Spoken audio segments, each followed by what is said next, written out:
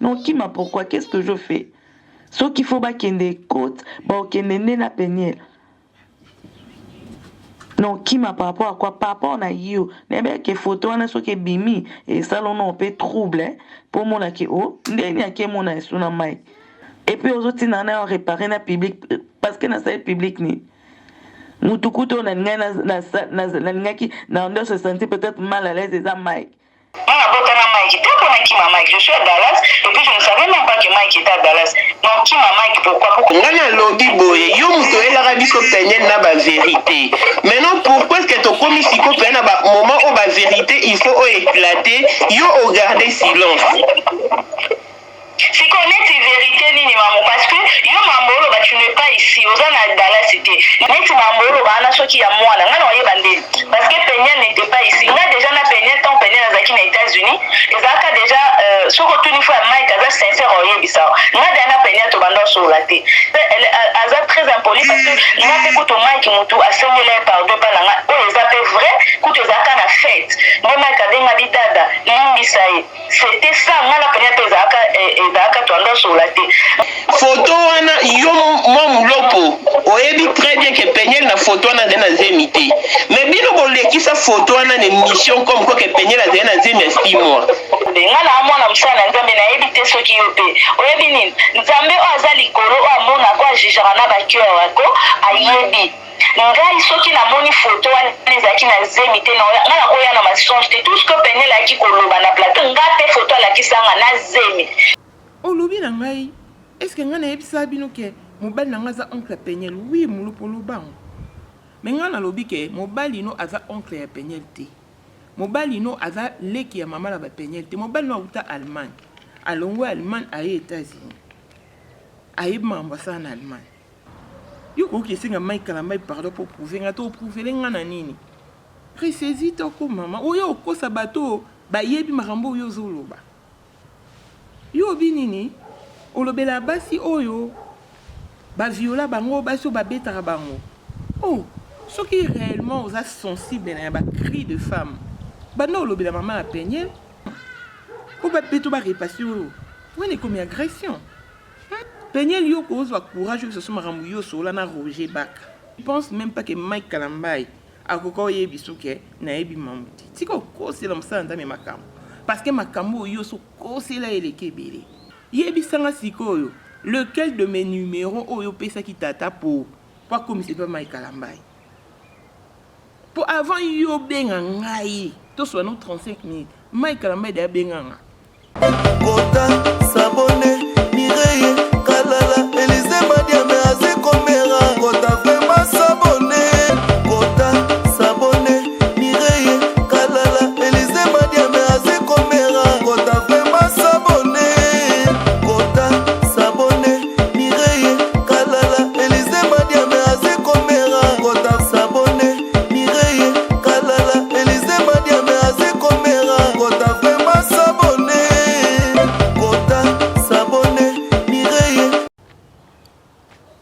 Bonjour et bienvenue sur Maman International TV Show. Fidèles habitués des mamans, réel est mon plaisir de vous savoir si nombreux connectés en ce net moment sur votre chaîne de l'éducation Maman International TV Show. Je suis Mireille Kala, la Maman Internationale, Maman Blessing, et c'est en Afrique du Sud que nous sommes basés, voilà.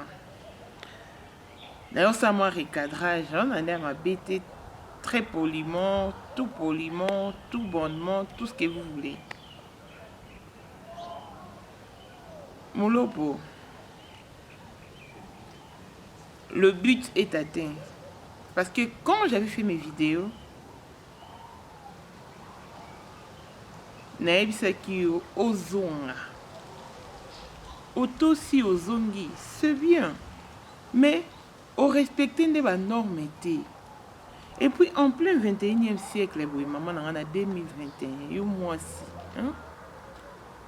Aux autres émissions, ni moutoui, maman, la femme, c'est la tendresse. La femme, c'est la tempérance. La femme, c'est la douceur. Avec la lire où vont les choses, et n'a pas beaucoup de vandi, et bon, il est là, c'est moi sur Zoloba. ozopesa kimia opesa tempérance na mitema yo émission salima kelele boye bato balanda kutu eza te yango esalata bavie ebele te mama hein? Est-ce que ozoswana to ozobundana nani? Pourquoi vous ne me pas assumer? Jean-Pierre Kibesi de Panama, maman Marie-Jeanne Kibesi Ndonga à Paris. Vécation qu'à la maître salopard, papa n'état n'a qu'un jeune noir Mireille Chitea. Blessing moi la fille à papa veut dire Nios à papa et sans oublier Paul monde autrement dit Porsche Ken modèle chanteur Android monstre blanc. Tout soit na tête au solo là. Au moins solo là na mutama yele. Il faut faire fonctionner ton cerveau. Il faut mettre toutes tes facultés en marche. Blablabla. Ce n'est pas ça. Hein? Ce n'est pas ça. Ozo gang comme si vous en avez raison. C'est toi qui es venu vers moi. C'est toi qui m'as contacté. Hein? Mettons oui. L'obapé vérité, pourquoi nous avons ça? Je suis vraiment désolée. Tu as vraiment désolé parce que ngai maman boye binga pe na veri ya na nga ko ça été na nga la ça ba preuve. Dans ce téléphone ici que Moulopo m'avait contacté. À Benginga c'est 13 ans non tu la bino voice parce que tu soigné pendant 35 minutes. À Banjolo ba non tu la bino une partie. Hein? Mais avant tout, comme on a voice, il y a Bengelanga, il y a 35 minutes. On a besoin d'un analyse, il y a privé, il y a voice, on a un peso. Beaucoup de conversation, on a un dans la salle d'émission, on a la dernière émission que j'avais faite sur pardon, Moulo, parce que c'est un Mike Kalambay. Comment Moulo pour une maman Mkolo Boé? Hein? Parce que tu es une maman, aux hommes aux hommes majeurs, aux adultes. Au cours de ton mobile, non, bon, qui est le camay, calamba, et bon, senga pardon, car pour prouver, pour nanini. Ton pardon doit être sincère, maman. N'importe l'eau là, tu n'as pas allé faire. Osana mamouté, osana yo, mon comment moi qui quoi interpeller conscience na yo. Quoi biso ka ko au conseil la mon sale nzambe, pasteur chantre Mike Kalamba et Makam. Bah point on a énuméré qui. On lingue kozonga ka tout poliment. Mais et non ok kosenga pardon juste pour prouver maman, prouver nga pour nanine. Trop pardon les sincères, tenzamba ko agréé en deni. Comment yo ko lo baké na yebe déjà que ce vidéo ne bimé ko ningi so nga maman vidéo ningi sanga. Oh mulo po tuna ba ebiso. Nga le kana ba ravin. Na le kana ba vanze marée. Eh, maman, il y a une génération, nous voulons étudier, nous voulons étudier. Ce n'est pas une simple vidéo de quelques secondes et on y s'en maman. On a problème dans la vie au zong, on a mon hyposongi. Mais ça, l'ango poliment, l'oba la tempérance, la douceur, transmettre joie, n'est c'est un peu ça bat balanda yo. O gangi mi ma kelele. Franchement, mon a une dame, la grande dame. Maman Asana Benita. Merci pour le travail parce que c'est elle qui a regardé la vidéo pour moi et puis à ça un rapport. Ah oui, maman, on a coquette aussi sa vidéo, on t'a maquillé. Non, tu l'as bien ma voice. Bon, comme l'opo. Après que la dernière vidéo, je crois qu'elle est la première personne. On a telle vidéo. Donc, on a filmé, on a téléphone, on a conversation, on a mon Tant que j'étais en train de faire une émission, de réaliser une émission. Yo tin dans mon voice, yo répondre à yo té. Nazaki, so qui na yo ki po nazaba téléphone misato. Oyo, na koko na ebo na sala capture na OT. Donc na ebi vraiment te na maîtriser non, ko c'est la haute capture té. Samsung na mususu wana pe na yebi ko c'est la haute capture té. Téléphone on yebi ko c'est la capture d'écran ezakaka ya Huawei. Sikoyo. Ngato na banebe émission na ngaboko tala depuis na bana mamba peñe. Na loba jamais que Mike Kalamba a tina na sa émission. naloba te bobandela ota bémission Mike Kalamba atindanga te nayeba okokoma na point ya koya kokosa yo moni l'homme prudent voit le mal de loin nalobaka bien au préalable que Mike Kalamba atindanga te nasala bémission ntango natie émission nanga bandeko molopo asili kimia abandi otinda bavoice oyo naotiela bino atindi voice ya liboso bino bolingi réconcilia te naotiela bino bavoice wana boyoka bosali bolingi réconciliation te bana nzambe nyonso fo basepela place baza te molopo bana nzambe basepelaka na vérité basepelaka na honnêteté basepelaka na transparence mwa bana basepelaka na magui te na basemblant te atiki wana te atindi sous voice mosusu atindi lisu voice mosusu na voice wana alobi et puis kutu moi je parlais au pasteur Mike kutu ayebisi nga ayebi yo te oh molopo yo Mike Kalamba ayebi so ayebi mamu te hey mama ressaisis toi toswana te tosolola et puis nde naosala émission koyelanga na privé te poso oyelingaka na privé me kotindelanga voice me kotindelanga message mbala mona oprogramme live obandi oleka en direct koyelanga na privé te zala na baargument solide soso wana mama abi pasteur Mike kutu abi ayebi yo te ntango molopo olobalanga ke pasteur Mike abi ayebi yo te naseki na abi wow ce que tu lingi okoma olobela ye c'est tout à fait normal on comprend que cause on a besoin souci olobela artiste moi emmené na mboka mais nga na kope so numéro Mike Kalamba wana molopo donc on tire bino ba voice on a ça moi condensé donc tant que na yo qui parti en maman na zi numéro Mike Kalamba na tindeli akomi en coma non l'axabino pia na bomo na onde na zolo ba ko afficher et par réalisateur oh voilà si koko sola na bien loko ngala Mike Kalamba to sola na téléphone diku na yebi ko sela ngo capture d'écran te na zui Huawei nanga na bimisi conversion na Mike Kalamba na kanya ngo photo na zui na tindeli molopo mbala moko a changer langage mais c'est normal aluka kiyo pour apeki solo ba maramba bana parce que ndo bandolo bango ezai ko bima loko ayimta za ko tinda yo mais nayebisi yo ti ngam napesaki numéro na oyepa tata po apesa Mike Kalamba molopo numéro na nga nini oyo opesaki tata po apesa Mike Kalamba parce que Mike Kalamba na ba numéro na nga nyonso mibale oyo na affiche na l'écran Mike Kalamba aza ba numéro na nga nyonso.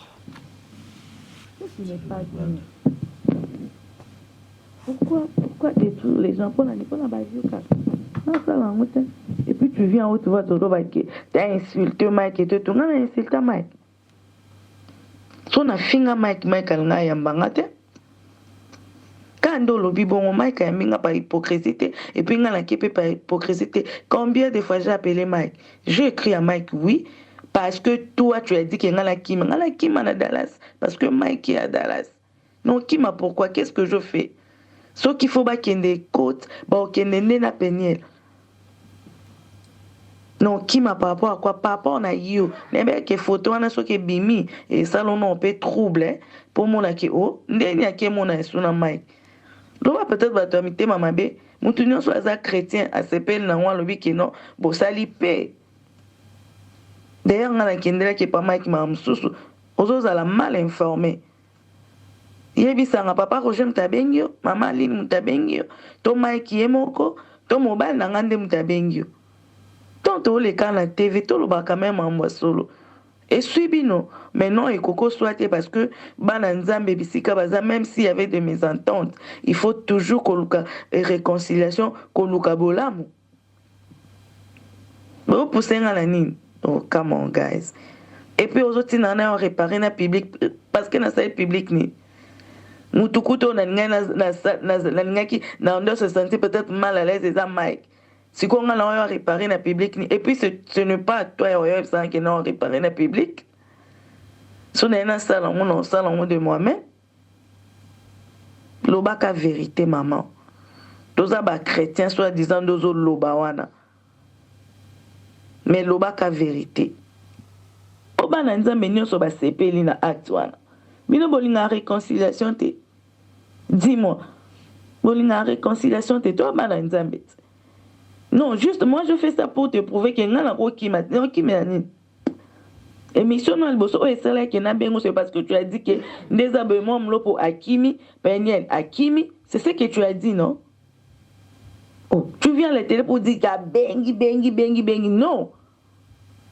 Mon téléphone est la demande bien chose dans la poste oyeba détail na ko son numéro à frère Mike na komela ki frère Mike je n'ai même pas eu le temps d'appeler na komela frère Mike et puis frère Mike a relancer un appel. Peut-être qu'elle était busy à relancer ngai to solo et puis to jouer rendez-vous. Batu baza ndinga qui était là? Natangi lo batu bazala qui dis-moi siko parmi ces 4 personnes on a qui t'a appelé pour te dire que bazaki mécontent.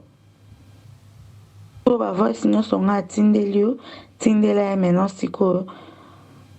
OK? Pour yebisanga o mutuni no yeso ke azaki na esengote parce que tozaki kana papa Roger et puis mon mari sko oyebisanga. Please maman promenez aux luka. Luka nini? Parce que na batouana nyonso d'ailleurs c'est papa Roger qui a prié to bimi. Toi bana nzambe yo linga so to kuta to sa to prier te.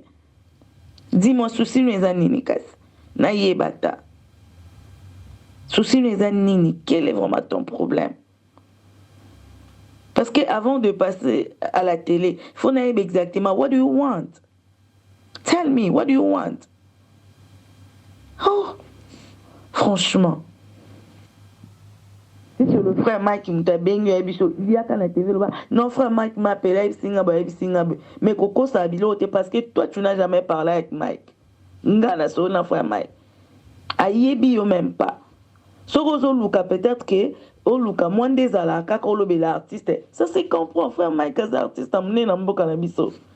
Et c'est normal. L'obélé est bien, l'obélé, mais qu'on Luka te que au banda au cassé, batumisusu, bando l'obama, batumisusu pour ce qui n'est non. N'a émission que non, détruit batumisusu, yo aux espace. Si tu veux parler avec le frère Mike, ok, non, la bando l'obélé, so la naï. Mais frère Mike aébioté.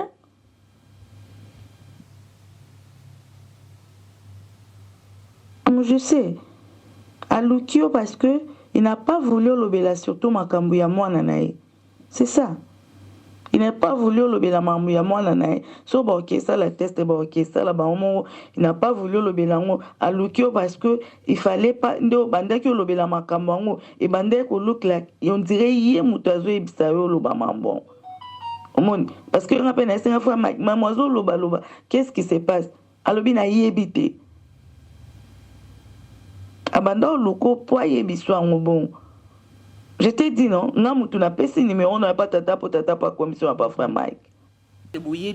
C'est une mauvaise femme. Oui, au pire ça bon raison. Pour non on a été monto le ba makambo.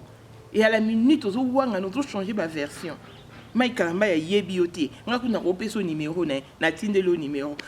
Alors ba ke luka ki yo po na mama bana. Kasi na yebiso ke ngam na pesa tata po numéro. Ni lequel de mes numéros yo pesa ki tata po. Papa Samaï Kalamba. Maman apprend à être véridique. La vérité est une qualité suprême. La vérité est une qualité indispensable. Même à dans l'eau, la protocota, il faut tous en la vérité. Les ma fille, il y a un pam. Ça c'est pas. Ce n'est plus l'heure du mensonge. Sois vrai. You must be true with yourself. Avant que tu ne sois vrai avec d'autres personnes, commence à être vrai avec toi-même, avec ta conscience, et ça, le grand dame. Donc, bino bat oh bobier. Ah, on attend certains commentaires parce qu'il y a un live on attend qui ont été. Je te dis vrai. On attend qui ont été. Partout où l'on parle de moi, on attend la rater, c'est ma principe. C'est dans la vidéo, en tout cas, je ne regarde pas.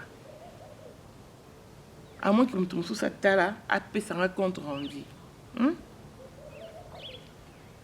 Pardon, on a annoncé à Axa Yanini. Parce que Axa plutôt, azo mobile à laisser. On a une preuve tangible. Na laki sa nda kwa Kevin na laissé. Na laki garde-robe. Ya Kevin. Bilo on est nyonso ba effet na nyonso na laki sa. Na suka wana te. Na laki si bino ba conversation téléphonique na bango jusqu'à il y a le 6 décembre. Si ko pardoni onga na yo senga axe. Par contre yo ne faut senga pardon na lokuta monene na photo oboye na obo kosa batu ke penye la zana zemi alors que penye la zana zemi te. Hein? Yo lobe monene photo na zemi. Ce qui réellement monene photo na zemi, ya o balancer défi na pesio ya wana. Devant la caméra, na pesio ya na photo na nde obi penye la zana zemi.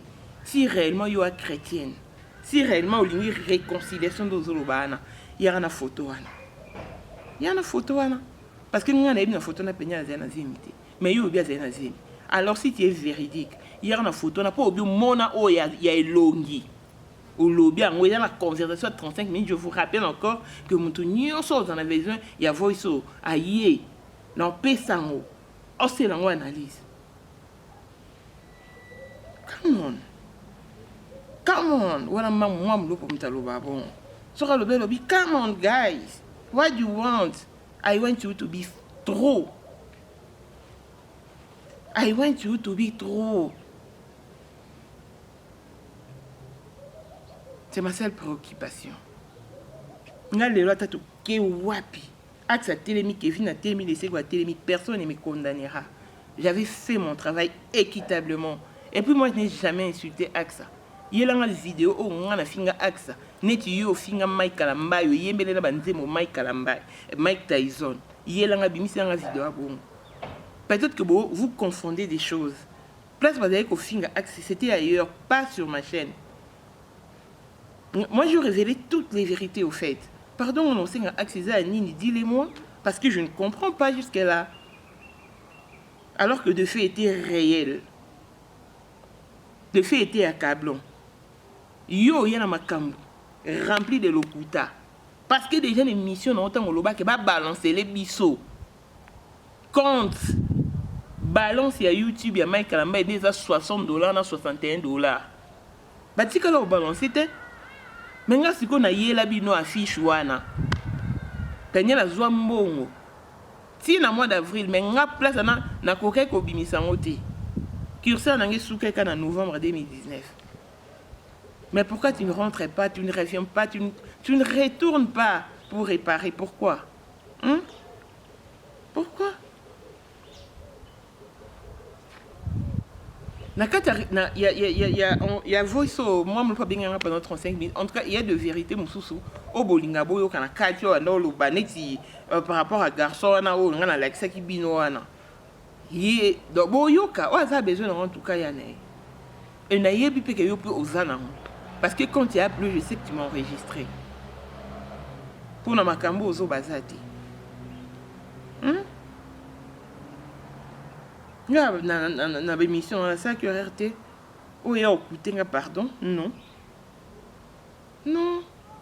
Mais yo mo ozo lo bango bien o ebi place. Nani. Moi non na peigné avant d'arrêter. Donc je vous rappelle encore que on a besoin il y a voice il y a conversation ngana mulopo et à 35 minutes so yo senga na privé non pesa na yo. Bo yo ka ba vérité mfeza na 4 net ya moi mobali o ngai na lakisa ebino wana. Na za kut na ba voice kut. Ya moi si ya moi mobali wana ngana lakisa bino. Omonika tellement na boya o pesa ka kombo moi mobali wana. Boko ko zo ba photo na été bosali la ba photo o bosala capture d'écran na chaîne nanga. Mais ce non ben kana tanga kombone bonga bokezo. Na zana ba voice ya moi si na je vous dis. Et mon lopo pour mentionner ko yebi moi mobali wana zala wana. Azana Dallas. Yo ozo benga ngo bana ngai bisa mai kalamba ya okutana. Oloba. Na miso bato zo ningo. Nani okoza lokuta bwe. Toi tu penses vraiment mai yo mulopo. Soko benga naki penyel yo ndima na TV. Je vois mal tout le monde boka bon en bon terme bo loba na raté. Oye ba place à la raté. Non. Alors que yo mtoyera na nani. Sur la toile à la voie publique. Au vie aussi de tous. Yum to yakana ah t'as pas raison oyo pesa kinga te ye mo nga holoba anga ole kana Congo promo oh biso to yebi wana te to mona penyel a mentionné en nulle part biso mona na plateau na yo donc oyo lukana ba benga on ba prétexte qui ne tiennent pas lieu on va prétexte na mambo zo bazate na yebi ke yo pour enregistrer nga na yebi mais ko benga nga te Continue dans la voix, je te préviens, au grand jour. Moi, je n'ai jamais été hypocrite. N'a pas besoin de théâtre. N'a pas de l'eau qui n'a pas Barcelone. N'a pas de l'eau qui n'a pas Sam Katokolo. N'a pas de l'eau qui n'a pas Zoé Dodo. N'a pas de l'eau qui n'a pas théâtre. Moi, je suis solo là, en tout intellectualisme, comme de personnes qui réfléchissent à la hauteur. Il faut avoir de preuves tangibles. Des vérités accablantes. Et ça a blablaté à mon noroté. Il y a mon noroté à ma lobaté. Avant tout, na comment qu'il y a un chlore, mais avant tout chlore émission, na tout dans vidéo où il y a peigné, parce qu'au monde il y a des vérités qui sortent en blaguant. Nous tous ça cause alors la vérité. Bien au ici à Mimi on a le quoi Mimi on a blague c'est qu'ils a blague. Non. Or que la personne vous dit des choses.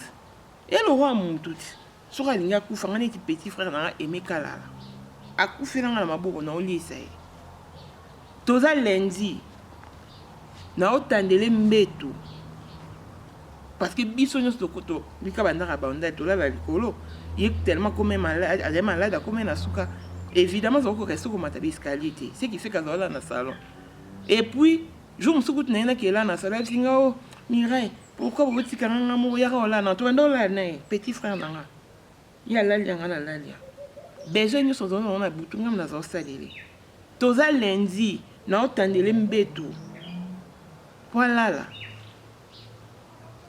asimbi ngai na mtu ya là na divan na otandana na tie matela na se na zotanda dra na tire boré asimbi ngai mtu elle singa Mireille nga lobi nga non senga na repos place mususu non senga repos lobi mardi comme ça mercredi na ken nga bine oh pour nini yo un hôpital na Genten hôpital ba chinois ezana na lufungula na ce première la avant première Genten yo zaki kuno bio bimo na ndako sozo mona bandeko na yo ozota TV vraiment tu vas te rétablir te na linginda kute na kende soit vous qui êtes dans l'hôpital ah t'es moi toi lundi là bas 20h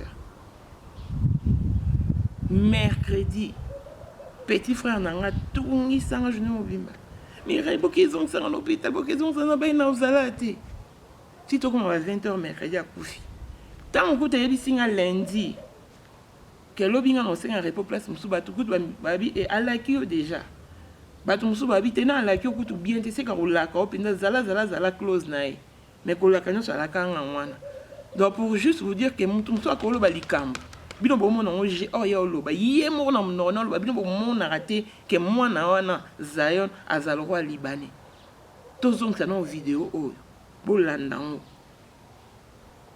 et puis on va rentrer pour clore ces numéros. C'est ça la question. En fait moi par rapport à papa Zaya c'est d'Achour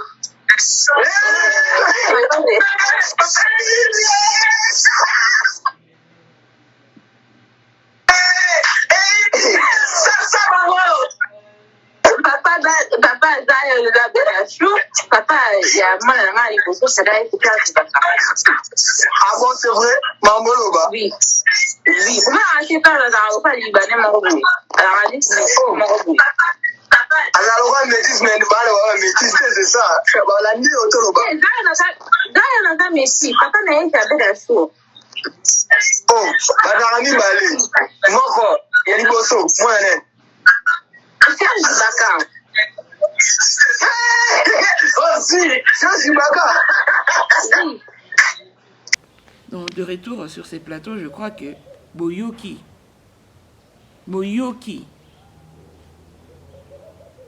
Moi, je pense que Papa Peñel est un pasteur. Papa Peñel, il est quand la TV, la plateau Moulo, par exemple, ma fille est très intelligente. Donc, elle a conscience de tout ce qu'elle dit, de tous les actes qu'elle pose. Quand elle disait ça, ça faisait partie de son intelligence. Donc, elle en avait la claire conscience. Aïe, bah, qui m'a loba. Si Peñel a loba na bisoke, Didier n'est pas le premier homme que j'ai eu de relation ou une relation après mon divorce avec Mike Kalambay. Et bien, je n'aurais pas Peñel. La vérité ni boluka. Et alors qu'il y a Mike Kalambay non divorcé, parce que nous avons dit que Bakangi Peñel place à Ibaki na Cacho place batia qui combo na Texas Record. Après c'est comme Mike Kalambay mais oui c'est parce que nous avons divorcé. Mais ce va divorcer a affiché Didier pour l'année. Et puis elle a eu le kilo de dire, d'avouer que Didier n'est pas le premier homme avec qui j'ai une relation après mon mariage, après mon divorce avec mon ex-mari. Il y a mon talo bien, on t'a forcé qui était. Et les lots, vous comprenez pourquoi Peñel a calmé la vidéo. Vous comprenez? Oh, papa Peñel, mon lot pas zongi. Peñel a zongi, si kali yo papa Peñel o zonga. Ay tika yo zonga. Boleka bino misatuti. Yo pe fo zonga. Oyo la question c'est quoi intelligence à moi non o pronaki. Yo la question intelligence à moi non o pronaki.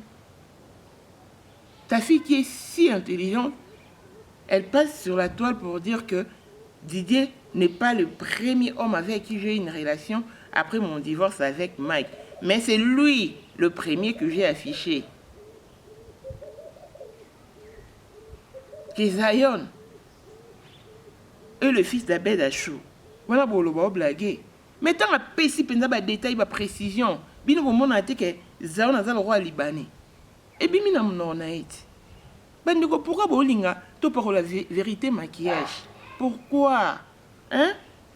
En tout cas, merci à l'équipe musicale chrétienne qui m'a appelé pour me dire Mamouti mérite innovation, Moussalo Saliboti Mbouma. Mamouti a fait. C'était un musicien chrétien. Bon, on peut pas blessé dans le traitement que Mike Kalambay a subi, mais bah vanda kimi parce que bah au monde n'est pas bandolo baté. Tu sais tu bien mboko na so yo ba problème moi bah genre on est bimi ne ba tu barrière ça ne ba tu fingaka. To yebi. Mais bah musicien chrétien. Na ba papa na ba maman na mi colonne à succès. Je vous parle de musicien chrétien à succès. Hein? Bah benga pour non le maman bravo. Tala to moni roni à pardon ya mlopo. Donc, et j'en suis fière. Quand je fais un travail bien bâti et que ça produise des fruits, j'en suis tellement fière et je me sens honorée. Pasteur Mike Kalambay. Non, bien mon pasteur Mike Kalambay. Non, bien Mike Kalambay. Moi, je t'aime et je te respecte beaucoup. Le roi Rosa, icône. Il y a mon canabiso. Kofi Olomide, écoute, diembela Mike Kalambay. Kofi Olomide. Hein? Bah oh bah ebi na petit so bato belé au bola na boyebi. Ah lo ba on a mon Mike Kalambay dans hôtel Mike Kalambay on a kenda signé contrat na producteur pour un concert. Bon fiena oui ka kofinda ça là. Donc parce que comprenant que Mike Kalambay a ma kambulo sur le bit comme Mike Kalambay au tala monzo succès. Mais ce que yo ya kamulo pour ndinga mabe au salut muto kosi la muto makambo incriminer muto. Mais pourquoi ne pas retourner pour yo vraiment do kanisi wana Mike Kalambay ani comme ça nzambi. Ba faute na été ya pour ani comme ça nzambi.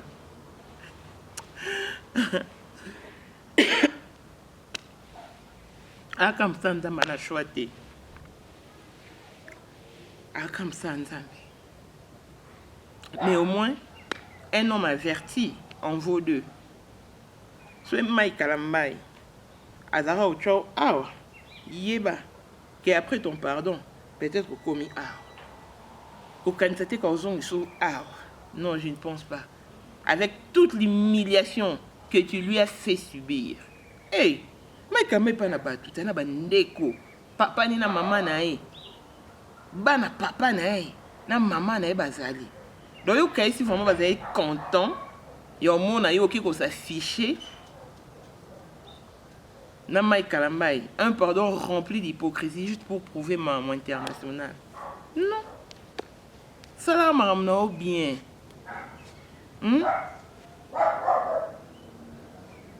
L'inévitable arrive à tout moment. Attendez dans ces émissions. Après ce numéro, on a pu s'icomber et puis je na survivre répété. Mais ce monté maintenant ils pembe. Donc lol. Mais yo soko senga pardon juste pour prouver maman international maman. Dia qui dit sous. Au bundi na mpepolo ningo bakani.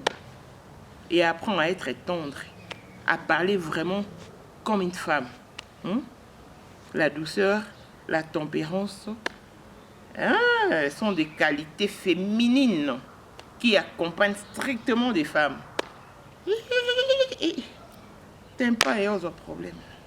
Likez, commentez, partagez nos vidéos. Paul Monde, autrement dit, Porsche qui est une modèle chanteur Android. Christian Chali Katokolo, il y a les moments dans la gragnoble, la plus belle des gragnogles. Les valables à trésor Mukuna. Donc, je vous porte dans mon cœur. Merci, Maman Listika. Maman Listika. Merci vraiment. Et merci pour votre support. Et aussi, on passait Pasteur Francis Kilanga. A Benga qui a fait ces messages pour Mike Kalambai. Na Peñel. Mais, vu, genre, émission dans cette robe balançant en raté. Et là, maman me pas Benga qui a fait ces messages pour Mike Kalambai. Je crois que dans ça, un numéro suivant. Donc, puisse Dieu nous combler ses bontés inépuisables, longévité et bonne santé à tous. On se retrouve au prochain numéro. Bye bye.